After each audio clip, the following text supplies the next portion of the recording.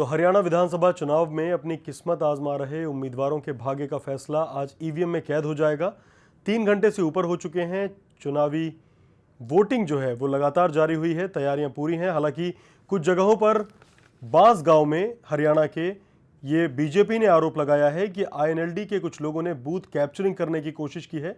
हमारे साथ हमारे 2 खास मेहमान मौजूद हैं, हमारे राजनीतिक विश्लेषक अनिल सिन्हा जी और वरिष्ठ पत्रकार विद्याशंकर तिवारी जी।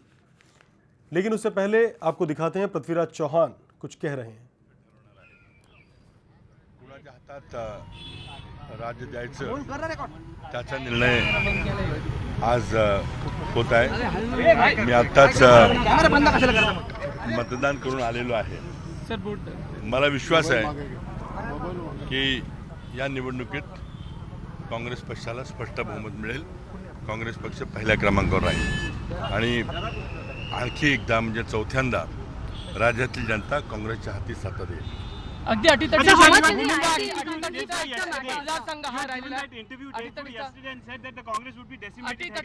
असा हा मतदारसंघ खूप चुरशीची लढत। आज क्या उम्मीद करते हैं? देखिए, ये चुनाव हर एक चुनाव अपने आप में एक महत्व रखता है। अब की बार एक विशेष परिस्थिति में चुनाव हो रहा है क्योंकि केंद्र में सत्ता बदल हुआ है और सारे अलायंसेस टूट चुके हैं। जो एनसीपी और कांग्रेस का अलायंस था वो भी अलग हो गया है और बीजेपी शिवसेना का अलायंस भी बाहर हो गया है और हर एक दल अपनी अपनी ताकत आजमा रहा है।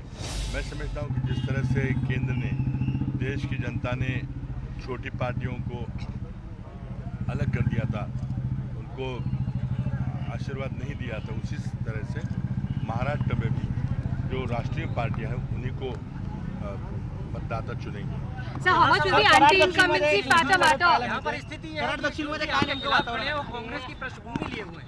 इसकी बात तो हमने कर चुके हैं। अब तो चुनाव पे बात आई है, मतदान पे बात है, उसकी सारी पार्श्वभूमि हमने चर्चा की है और कराड़ दक्षिण के बारे में मुझे पूरा विश्वास है कि कराड़ की जनता मुझे चुनेगी।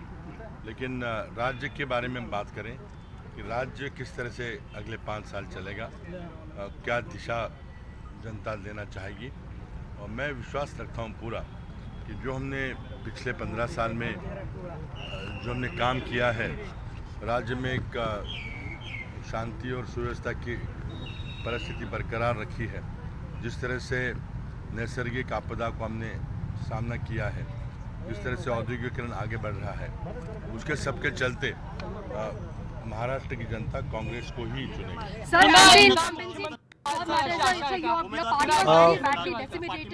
अनिल सिन्हा जी, जिस तरह से पृथ्वीराज चौहान बोल रहे हैं कि इस बार भी कांग्रेस ही सत्ता में आएगी, ये कैसे इनको 15 साल कांग्रेस एनसीपी गठबंधन को हो गया है, शिवसेना बीजेपी गठबंधन टूट चुका है।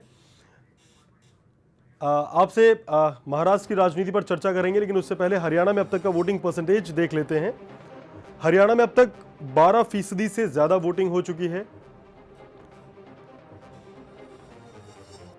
ये अब तक के नतीजे 3 घंटे से ऊपर हो गए हैं। मतदान को हरियाणा में 90 विधानसभा सीटों के लिए वोटिंग हो रही है और वोटिंग इस बार हरियाणा में हो रही है। अनिल सिन्हा जी, हरियाणा के बारे में बात करते हैं।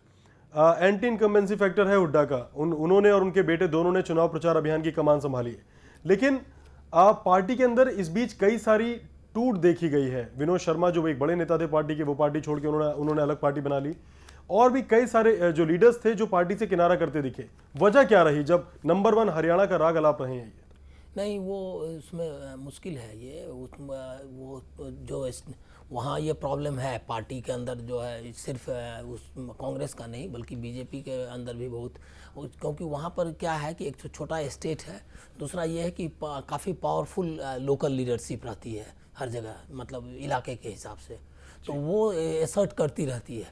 तो जैसे आपने नाम लिया विनोद शर्मा जी, या जो बिश्नोई फैमिली है, मतलब वो भजन लाल जी का परिवार है, इस तरह से काफ़ी उस तरह का उन लोगों का लोकल असर बहुत ज़्यादा है, तो वो ऑलवेज असर्ट करती रहती है। लेकिन ओवरऑल जो परसेंटेज है वो किस तरह से काम करता है वो देखना होगा। वहाँ कांग्रेस तो डायरेक्ट फाइट में, मतलब तीन वहाँ मानना चाहिए, कांग्रेस भी फाइट में है। अगर ये ऐसा लोग सोच रहे हैं कि हुड्डा एकदम वहाँ से साफ हो गए हैं तो ये गलती होगी। हुड्डा और ये उनका जो INLD है और बीजेपी, ये तीनों कंटेस्ट में है।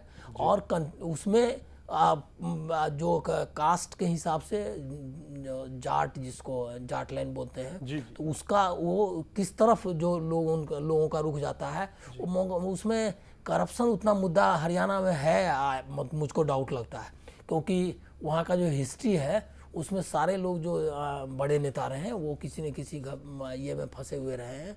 और उसके बावजूद जिस तरह से INLD वगैरह का आप देखेंगे, पिछले चुनाव का भी नतीजा देखेंगे, तो उससे मुझको नहीं लगता कि करप्शन जो है कोई बहुत बड़ा मुद्दा है। लेकिन जो नया यूथ आया है, जिस तरह से जाट वोट शिफ्ट हुआ है ये में वेस्टर्न यूपी में, तो वो उसका अगर असर वहाँ आया, जो कि होता नहीं है। लोग बताते हैं, जो जानकार लोग हैं वो बताते हैं कि जो वेस्टर्न यूपी का जो ट्रेंड है वो हरियाणा में रिपीट नहीं होता।